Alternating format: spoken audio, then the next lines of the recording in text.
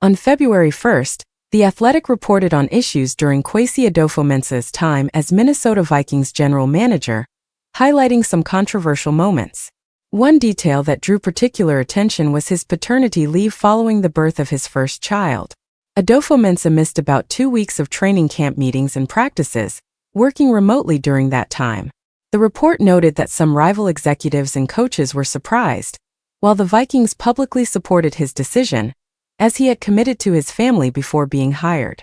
Former NFL tight end Shannon Sharpe pushed back hard on this framing. Sharpe questioned why the report resurfaced now, after Adofo-Mensah had already been fired, rather than when it actually happened in 2023.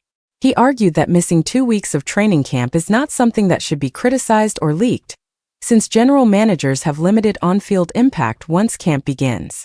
Sharpe noted that while front office work is important, Adofo-Mensah wasn't calling plays or directly affecting games during that time, and the criticism seemed unnecessary.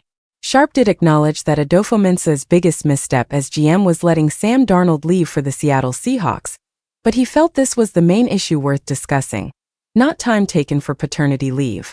He emphasized that leaking personal family decisions only distracts from the real football matters that impact a team's success. The Vikings, for their part, explained that Adofo-Mensah's firing was about cumulative concerns, not a single incident. The team cited poor drafting, the salary cap situation, and letting Darnold walk as factors that shaped their decision.